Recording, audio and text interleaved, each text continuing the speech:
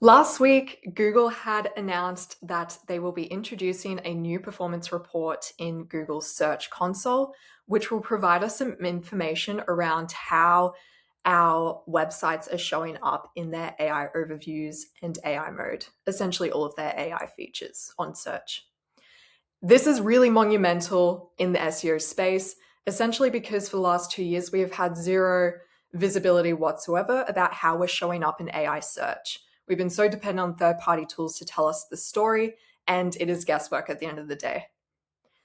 In this video, I just want to run through essentially what AI overviews and AI mode are, what this report changes in the overall landscape, and what it means for measuring and improving AI visibility over time as we move to a more AI world.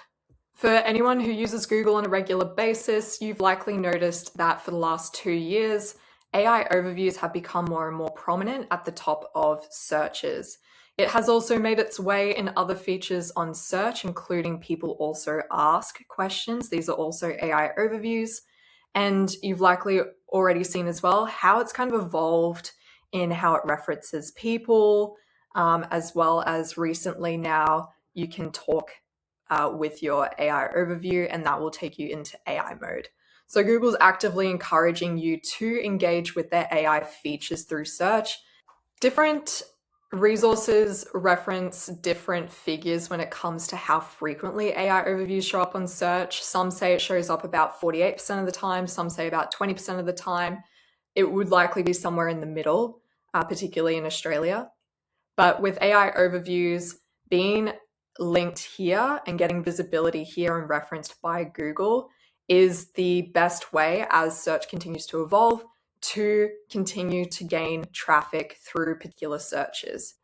Another AI feature with Google is AI mode, and essentially behaves similarly to ChatGPT and other LLMs, where it guides you through a more conversational interaction. And as you can see here, I put the same question here: how do I get started playing paddle? It does reference as well and link to different websites where you can get more information, or you can continue the chat here. Now, there have been a number of studies to assess how to get your website referenced in AI overviews, and so far it's only really pulled from third-party tools and algorithms that SEOs have built. With what shows up in AI overviews, you will notice that there is a bit of a crossover between what already shows up in what used to be the original first 10 blue organic links and what gets referenced in AI overviews. The honest tension with AI overviews and how it's evolved over time is that organic clicks on the traditional 10 first blue links has decreased between 15 and 60% for most searches. This also emphasizes how important it is to continue to show up in AI overviews, because that is what people are engaging with. Now I feel like I can jump back into Google's announcement introducing their new AI performance reports in Search Console. Essentially, what this new performance report shows you is what pages are showing up in their AI overviews and how many impressions you get.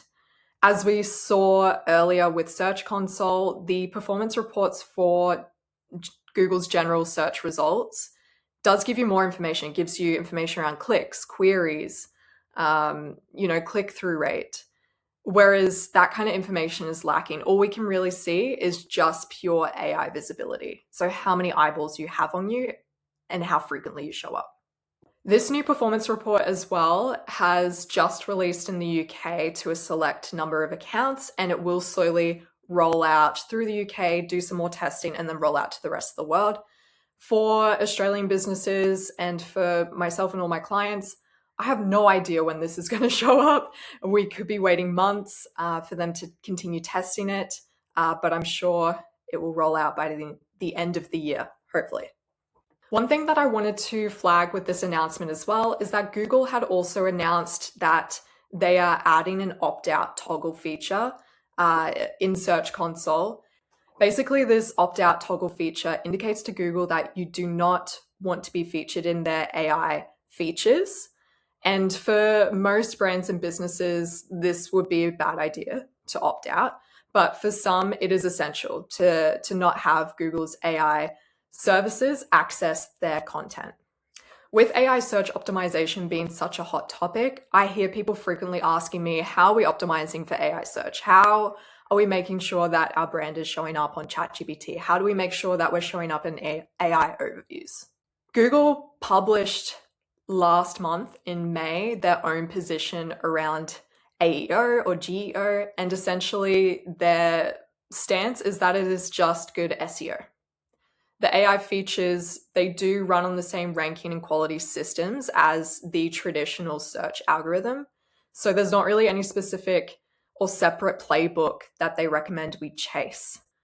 Google has also indicated that we ignore hot trends such as optimizing LLMs.txt files, content chunking, or writing content specific for AI robots, or even just zhuzhing up pages with special schema, as none of it really gets special treatment in their AI features.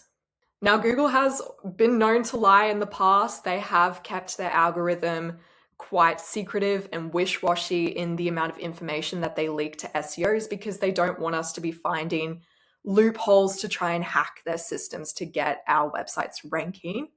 But it does indicate to me that optimizing for AI and having AI search exclusive tactics is not necessary right now, but they should be top of mind. Now that we have access to a report that shows AI visibility on Google search, we will now start to be able to collect more data around how our websites are showing up. And now that we can start collecting data, we can start testing and seeing what seems to work and what seems to not work when it comes to performance. And like I said before, we have had zero concept of AI search visibility for the last 2 years. It's all been guessing games and dependence on third-party tools to provide us with some kind of image about how we're performing. And so a lot of SEO tactics around AEO have just been shots in the dark, or, requiring such comprehensive analysis and studying. The last few SEO conferences I've been to, AEO has been the prominent hot topic. And every SEO in the room seems to have either completely separated themselves from it, dismissed AEO, they've completely drunk the Kool-Aid, and then others have just taken a quick sip.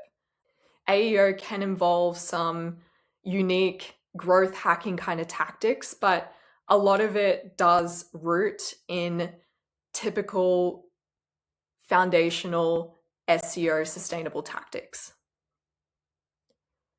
What I like to share with clients and with other SEOs in the community is that AEO seems to really just depend on your website needs to be technically accessible to both users as well as robots.